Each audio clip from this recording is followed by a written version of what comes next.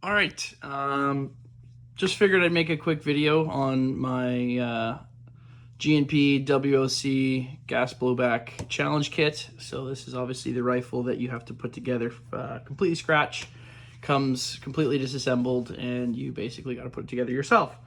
Every video I saw on YouTube, there's some pretty helpful ones out there, but they're all about 10 years old. So I figured I'd go through it, make a recent video, go over the challenges I faced while building it, a couple things, tips and tricks, things like that. But we'll start with the stock, kind of go through the build. Yeah, so starting with the stock, this is not the stock. This is the MOE, not the LE stock that comes with it. Moving into kind of this section here, charging handle broke on me. Just the lock on the other side basically just kind of snapped off. There's a pin in there that retains it, and the shitty metal busted on it. Still functions fine, but that's something to keep in mind. I wouldn't be too rigorous with it. The buffer lock in here, super cheap, broke on me. I've used this in one game, worked flawlessly, and then was messing with it at home, and the buffer lock broke on me. So that will break on you eventually. I've maybe only put, again, like 1,000, 2,000 rounds through it. So keep that in mind. If you are planning on building this, you'll probably want to make a steel one yourself or get an aftermarket steel one. Moving onward, when putting all these retaining pins in with your like full auto sear, your trigger, everything like that, I found putting the whole unit together and then putting a toothpick through it, then sliding it into the receiver was a pretty effective way of keeping everything in place, and then putting a retaining pin through. Just a little tip, you could do that yourself there.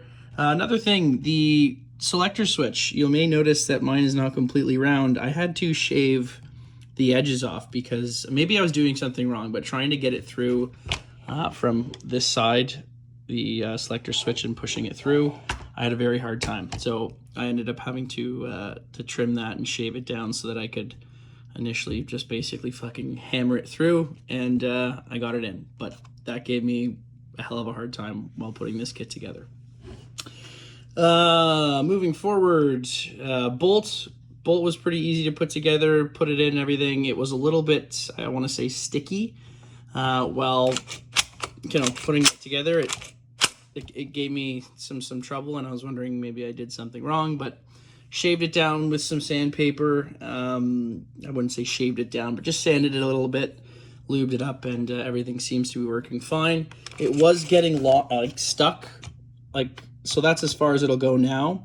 I basically did like a little short stroke kit and put about that much worth of bolts in the back, and then literally just wrapped it in tape and shoved it into the buffer tube. So now the bolt doesn't go completely all the way back. It still locks open and everything, but it's kind of like a DIY short stroke kit.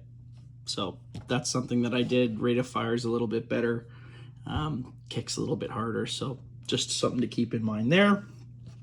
Magazines for this thing. So finding G&P mags in 2024, gas blowback mags, that is impossible, especially if you're in Canada.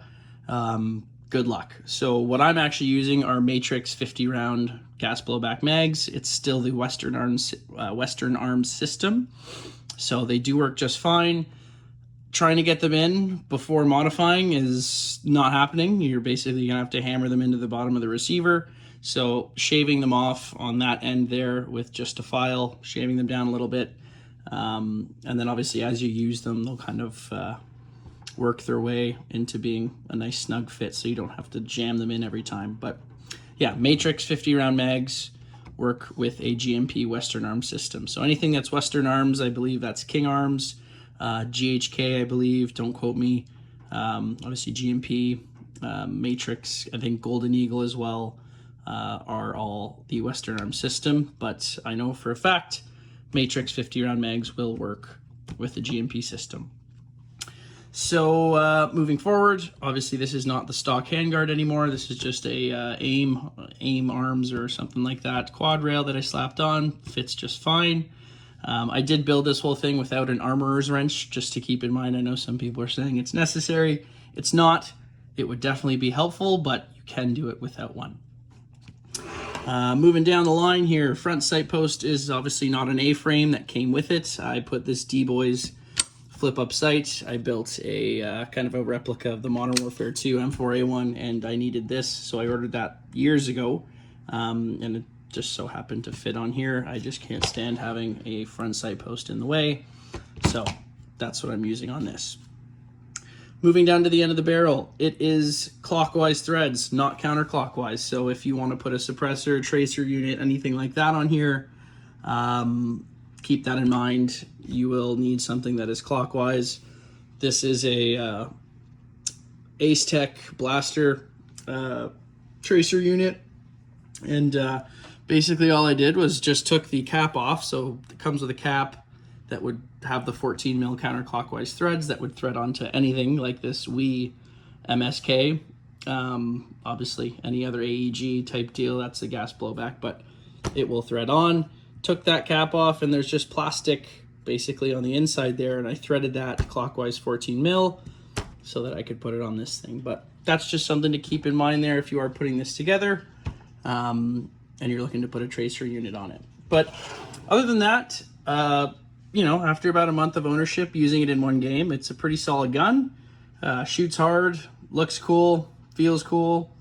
I need to adjust the hop up a little bit to get it shooting nice and straight, but yeah, all in all, I had a pretty good time putting this thing together. No serious issues, didn't give me too much of a hard time. Again, there's a few things like that safety selector, obviously the buffer lock being busted, charging handle going on me, but I hear the bolt locks are prone to breaking. Mine has yet to do so, but maybe down the road I'll have to upgrade to a steel one. But yeah, as of right now, everything works just fine.